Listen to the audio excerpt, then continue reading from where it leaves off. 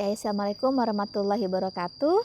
Sekarang kita melakukan praktikum kembali untuk fisiologi tumbuhan dengan judul tekanan akar ya.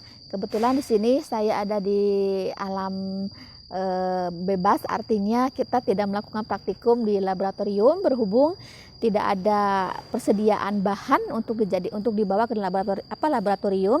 Jadi kita menggunakan bahan yang sudah tertanam di pekarangan laboratorium ya. Di sini saya coba jelaskan alat dan bahan yang digunakan.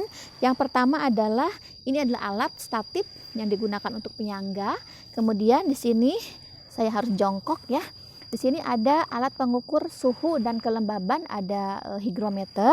Kemudian ada paslin ya, ini juga digunakan ketika kita perlu apabila nanti tautan-tautan dari pipa dengan batang itu mengalami udara, ada udara, gelembung udara ya, harus dibantu dengan menggunakan paslin. Ini adalah sebut dengan alat pengukur tekanan akar yang sederhana, disebut sebagai manometer sederhana. Dan di sini ada cutter seperti biasa untuk memotong. Kemudian ada air yang diisi untuk membantu. Kemudian di sini ada siring. Siring ini berfungsi untuk mencoba kita masukkan ke dalam pipa dengan menggunakan pewarna biar lebih mudah kita membaca kenaikannya menggunakan sapranin atau menggunakan eosin juga boleh ya.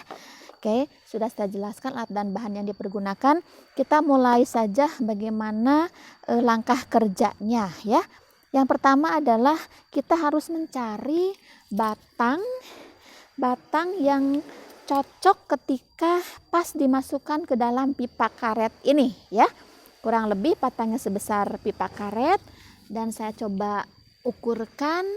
Kurang lebih kita memilih tanaman yang ini ya. Ini kenapa harus kita lakukan di tanaman yang sudah jadi, karena tekanan akar itu didorong oleh akar yang sudah tertancap kuat ya. Jadi kalau Anda mau melakukan praktikum di dalam laboratorium juga boleh, namun terlebih dahulu beberapa minggu sebelumnya harus sudah menanam tanamannya bebas ya. Ini kebetulan ada tanaman pacar air saja dan harus sudah tumbuh dengan baik di dalam pot, artinya sudah bisa tumbuh pucuk yang baru, kemudian atau daun yang baru, kemudian beradaptasi cukup lama, boleh kita pergunakan dalam laboratorium ya. Baik, kita lanjutkan. Kita memotong bagian batang yang kira-kira pas ketika masukkan bagian pipa karet ini ya. Kita coba masukkan pipa karetnya pelan-pelan karena ini adalah tanaman herba, jadi agak mudah patah. Biar tidak bocor, kita langsung olesi paslin ya, bagian sambungannya.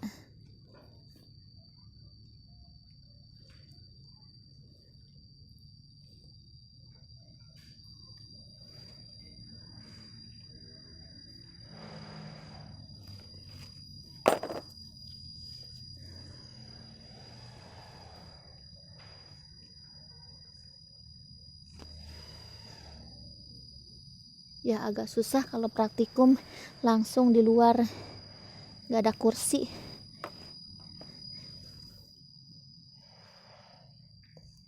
Mudah-mudahan ini sudah tidak bocor.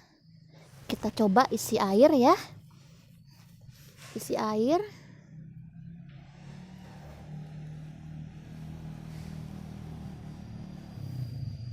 Dan tidak bocor ya. Kita isi penuh. Ya, sudah. Nah, sudah tidak kelihatan kan bocornya? Oke. Langkah selanjutnya adalah biar kelihatan, kita ambil manometer sederhana ini, biar kelihatan bagaimana akar itu benar-benar berpengaruh atau mempunyai tekanan terhadap pergerakan air ke atas. Kita coba ini disuntikkan menggunakan siring, menggunakan larutan yang berwarna ya. Kebetulan ini menggunakan sapranin.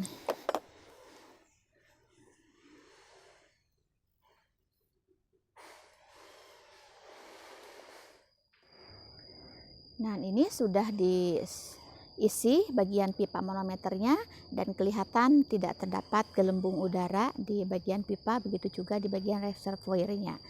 Ya, kita lanjutkan. Sekarang kita coba masukkan ke dalam pipa yang sudah tadi diisi air ya. Kita coba masukkan.